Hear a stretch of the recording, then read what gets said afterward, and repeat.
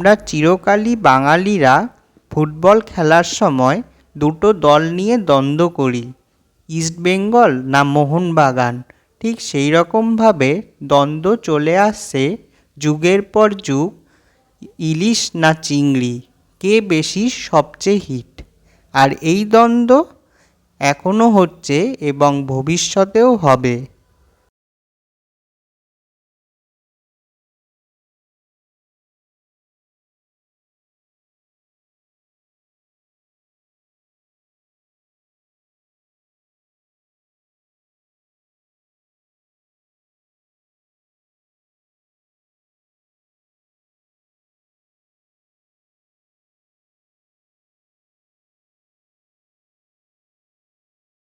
আমার আজকের নিবেদন ইলিশ ভাপা।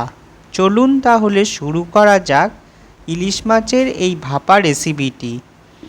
প্রথমে একটি পাত্রে 3 টেবিল চামচ কালো সর্ষে, হাফ মালার 1 মালা নারকেল কোড়া, 1 থেকে 2 টেবিল চামচ কাঁচা লঙ্কা বাটা একসাথে মিশিয়ে নেওয়া পুরো মিশ্রণ, 10 টেবিল চামচ সর্ষের তেল, 3 টেবিল চামচ টক দই, 2 টেবিল চামচ হলুদ গুঁড়ো ও স্বাদ মতো নুন দিয়ে ভালো করে একটা ব্যাটার বানাতে হবে। যে ইলিশ মাছটি কিনছেন বা কিনবেন তা সুস্বাদু হবে কি না বা কীরকম টেস্ট হবে তা চেনার কতগুলো শর্ত রয়েছে। আপনি যদি মাছটাকে একটু ভালো করে দেখেন তাহলে দেখতে পাবেন মাছটার গায়ে লাল রঙের একটা দাগ রয়েছে, যেটা কিনা লেজ থেকে কান পর্যন্ত সোজা চলে গেছে। এছাড়াও মাছটার মাথা ও লেজা সরু পাতলা হবে, পেটটা হবে অনেকটাই চওড়া।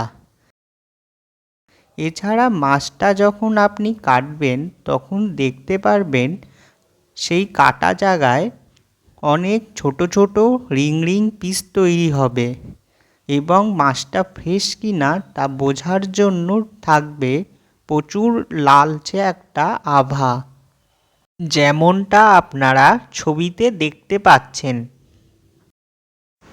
এরপর তার মধ্যে 7 পিস রিং করে কেটে নেওয়া ইলিশ মাছের পিস দিয়ে মেখে নিতে হবে।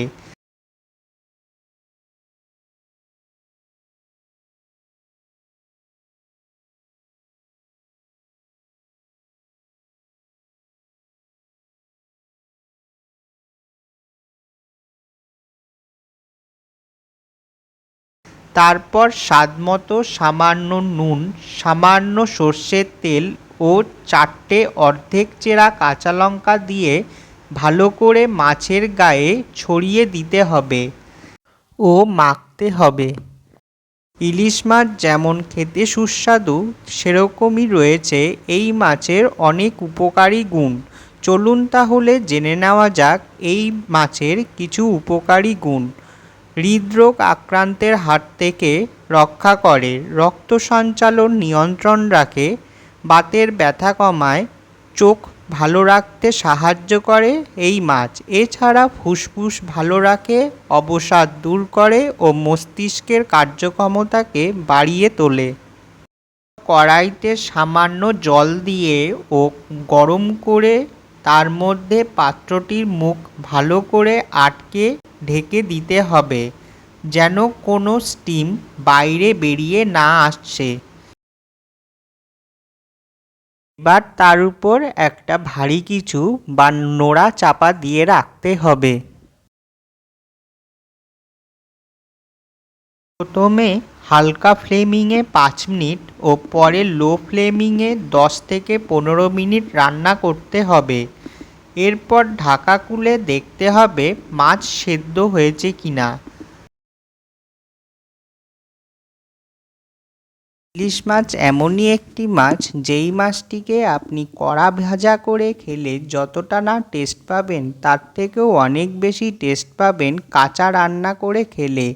এছাড়াও আপনি যদি মাছটিকে কাটার আগে আঁশ ছাড়িয়ে নিয়ে ভালো করে ধুয়ে তারপরে কাটেন তাহলে আরও বেশি টেস্ট পাবেন। মাছ সেদ্ধ হয়ে গেলে ইচ্ছে মতো লাল বা শুকনো লঙ্কা দিয়ে গরম গরম ভাতের সাথে পরিবেশন করুন। ভাপা ইলিশের এই লোভনীয় ডিশটি।